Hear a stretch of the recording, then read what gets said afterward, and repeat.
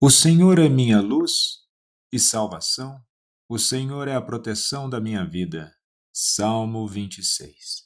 Um bom dia, em nome do Pai, do Filho e do Espírito Santo. Amém.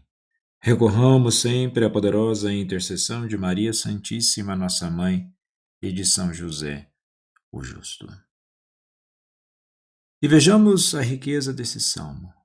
Se Deus é nossa luz e salvação, Ele não pode se tornar um peso moral em nossas vidas e muito menos uma presença de opressão. Pois Deus é a nossa proteção. E Ele se torna a nossa proteção a partir do momento que também nós nos deixamos nos envolver pela sua graça. Na liturgia de hoje, celebramos a festa da conversão de São Paulo, que celebra o poder transformador da graça de Deus. No caminho de Damasco, aquele que perseguia a igreja é alcançado por Cristo ressuscitado.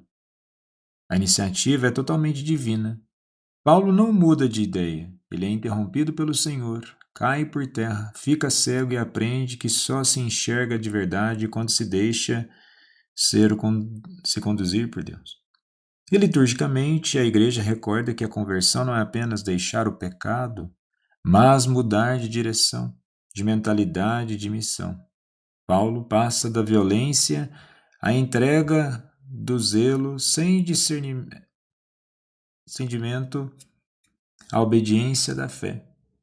A sua cegueira temporária simboliza o esvaziamento do orgulho para que nasça o novo olhar iluminado por Cristo.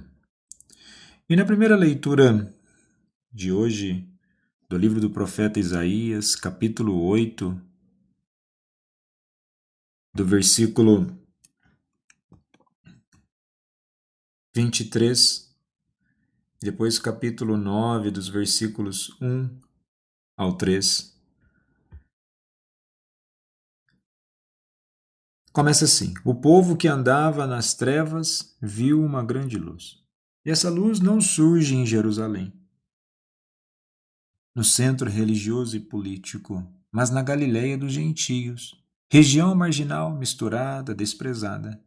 A geografia já é teologia. Deus escolhe começar a salvação onde a dor é maior e a fé parece menor. E o mesmo acontece na conversão de São Paulo. O encontro com Cristo não ocorre no templo, mas numa estrada fora do espaço sagrado, no caminho para Damasco. A estrada de Paulo é a Galileia de Isaías, lugar de passagem, de conflito, de sombras. Deus ilumina exatamente onde o ser humano se perde. Isaías proclama que a luz dissipa a opressão, quebra o jugo e devolve a alegria. Em Paulo, essa profecia se cumpre de forma pessoal e radical. Aquele que caminhava nas trevas da violência religiosa é envolvido por uma luz que o derruba, o cega e, paradoxalmente, o faz enxergar. A misericórdia não humilha para destruir, mas desarma para salvar. E a cegueira de Paulo dialoga com as trevas de Isaías. Ambos revelam que a misericórdia divina não ignora a realidade concreta, histórica, geográfica, existencial, mas entra nela. Deus não muda apenas o coração, ele redefine o mapa da vida. Paulo muda de rota e sua conversão se torna missão: levar a luz às nações, especialmente aos que estão longe. Assim, a igreja aprende que a misericórdia de Deus não conhece periferias. Galileia, Damasco, estrada, margem, tudo pode se tornar lugar de revelação. Onde há trevas, ali Deus faz nascer a luz. Onde há perseguidor, Deus faz surgir um apóstolo. A conversão cristã é deixar que Cristo ilumine nossas Galileias, estradas de Damasco, para que a misericórdia recebida se transforme em missão vivida. E na segunda leitura de hoje, na primeira carta aos Coríntios, capítulo 1, versículo 10 e 13 ao 17, nessa dimensão de misericórdia e de graça, Paulo pedirá à comunidade de Corinto que não haja divisões entre vós. A igreja de Corinto vivia fragmentada por grupos, nomes, lideranças. sinais de uma fé ainda marcada pelas trevas do ego e do poder. Infelizmente, nós podemos perceber muito isso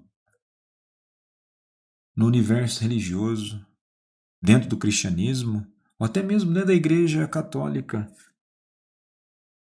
Uma igreja que muitas vezes, embora tenha toda a sua beleza de comunhão, há pessoas que insistem na fragmentação, na divisão, apontando do que eles acham que seria um caminho de luz, mas é treva. E Paulo responde com a lógica da cruz. Cristo não me enviou para batizar, mas para anunciar o Evangelho. Não o Evangelho de um grupo, mas o Evangelho da misericórdia que une. A luz de Isaías não cria facções. A conversão de Paulo não funda um partido. O Evangelho não pertence a ninguém. Somos nós que pertencemos a Cristo. Onde a misericórdia é acolhida, caem os muros, cessam as rivalidades e nasce a verdadeira comunhão. É a mesma luz que brilhou na Galileia e derrubou Paulo na estrada, é a luz que hoje cura as divisões da igreja. Converter-se é deixar a misericórdia de Cristo nos tirar do centro, para que ele seja tudo em todos. Onde Cristo é anunciado, não há de Paulo, de Apolo ou de Cefas, há apenas discípulos reconciliados pela luz do Evangelho. E se tratando de Evangelho, hoje, no capítulo 4, dos versículos 12 ao 23, Mateus nos mostra o cumprimento pleno da profecia de Isaías. Jesus retira-se para a Galileia, para Cafarnaum, na região de Zabulon e Neftali. E a geografia, novamente, deixa de ser detalhes e se torna revelação. Onde Isaías anunciou a luz nas trevas, a própria luz agora caminha, fala e chama. E o primeiro anúncio de Jesus ecoa como síntese de tudo: convertei-vos, porque o reino dos céus está próximo. Aqui está o coração da conversão de Paulo, da exortação aos coríntios e da misericórdia profetizada. A conversão nasce do encontro com a luz, não do medo nem da imposição. Na mesma Galileia ferida e misturada, Jesus chama pescadores, simples, e os transforma em comunidade. Não os divide por funções, mas não os nomeia por partidos, não cria facções. Antes mesmo de ensinar doutrinas, ele forma a comunhão. É a resposta viva ao drama de Corinto. A unidade não vem de líderes humanos, mas do seguimento e de Cristo. Vivemos tempos em que muitos caminham como quem anda na noite, cansados, feridos, divididos por dentro e por fora. As redes estão cheias, mas os corações vazios. As opiniões gritam, mas a escuta silencia. E como aquela Galiléia antiga, parece que a luz ficou longe. Mas o Evangelho nos diz hoje: a luz não ficou distante, ela se aproximou.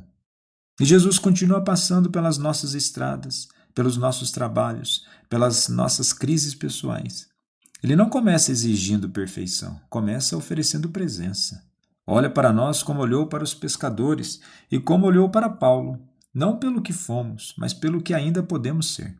Talvez, se você se sinta dividido como a comunidade de Corinto, talvez carregue culpas como Paulo, talvez more numa Galiléia interior, um lugar esquecido, confuso, marcado por dores antigas. É justamente aí que Cristo escolhe ficar. A misericórdia de Deus não evita as feridas, ela entra nelas. Jesus, manso e humilde de coração, fazei o nosso coração semelhante ao vosso.